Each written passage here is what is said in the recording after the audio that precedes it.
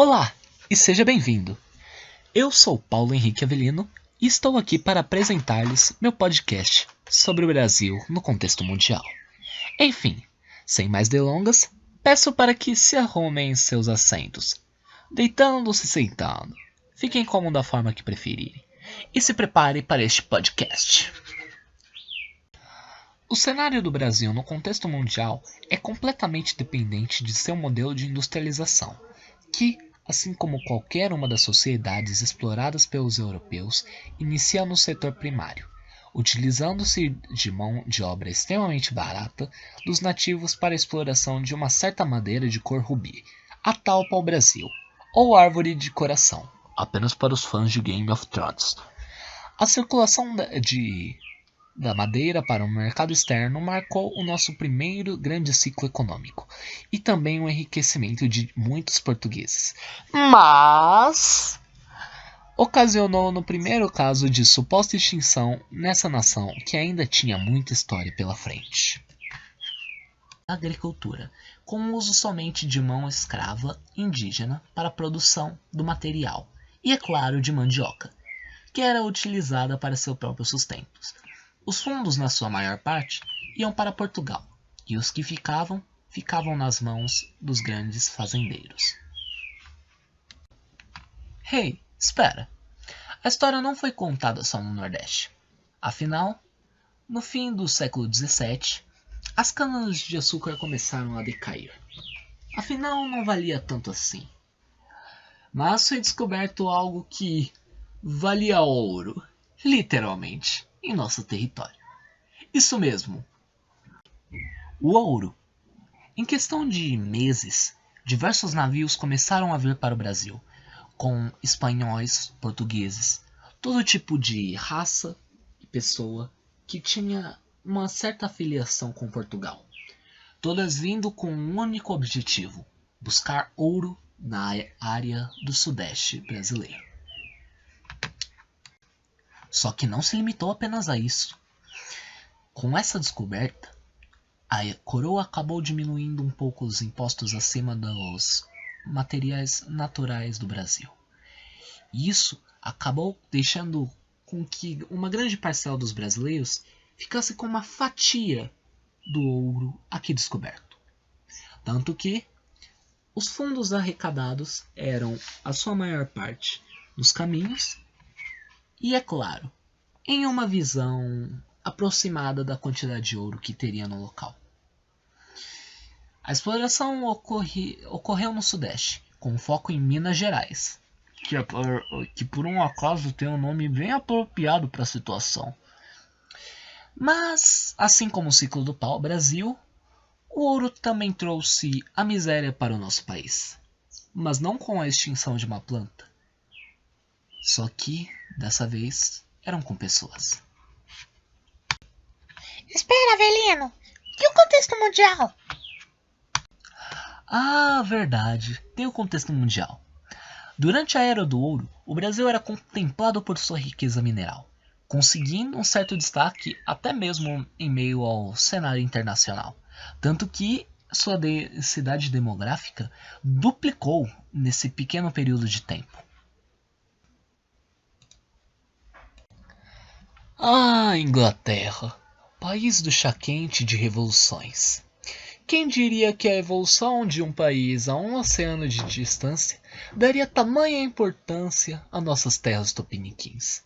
Bom, essa monocultura rendeu muito para nossa colônia, além de impulsionar o Brasil a desenvolver a sua indústria têxtil, que logo mais foi capada pela coroa, mas ninguém se importa.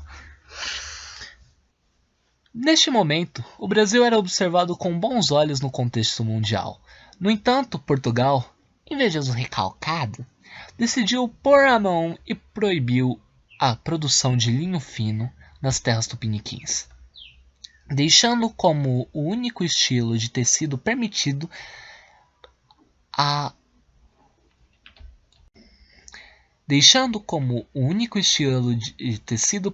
para a fabricação no país aquela considerada de algodão grosso.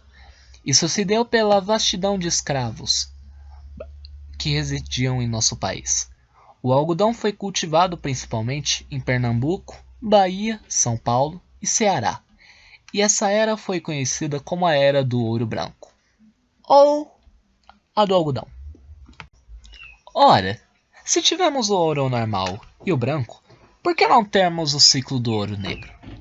Espera, nós tivemos! E ele foi reconhecido como o ciclo do café. Uma característica deste é que, diferentemente de seus antecessores, ele passou pela Declaração de Independência do Brasil, além de passar por uma das maiores mudanças sociais de nosso país, a abolição da escravatura. O ouro negro foi uma das épocas cujo Brasil mais gerou renda, além de perdurar por cerca de 130 anos. Isso se dá por dois motivos, sendo o primeiro o fato de que o país focou na cafeicultura, já que ela era e continua sendo a bebida mais consumida no mundo. Durante esse período, os locais que tiveram um gigantesco salto econômico foram São Paulo, já que acumulava fundos devido ao último ciclo, e o Rio de Janeiro, a capital daquele momento, devido à venda deste material. Esse salto econômico, somado ao fato de que não haviam mais escravos legítimos no país, deu início a eventos imigratórios, que tanto contribuíram para o aumento de nossa população quanto a alteração de nossa cultura. Junto de todas essas influências, o dinheiro que se acumulou durante esse período foi convertido em maquinários para a evolução industrial da era Sudeste, permitindo que cidades como Santos emergissem. Precedendo as oligarquias rurais, em 1877, o Brasil passou por mais um ciclo econômico, que não foi tão lucrativo quanto o do café ou do algodão, mas sim baseado na economia europeia, tornando-se transportador de borracha látex do mundo.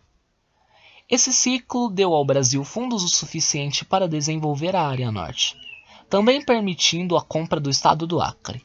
No entanto, assim como todos os anteriores, esse também teve seu fim, mas não pela falta de necessidade do mercado, mas sim devido ao baixo custo da borracha produzida nos territórios asiáticos.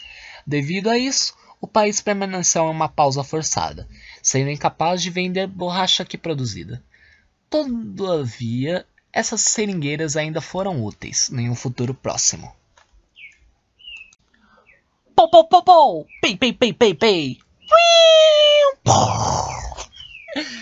Bom, esse cenário caótico, conhecida como Segunda Guerra Mundial, acabou fazendo com que o Brasil retornasse ao seu ciclo da borracha, mas dessa vez vindo para suprir as ilhas asiáticas que acabaram tendo seu controle tomado pelas forças nazistas.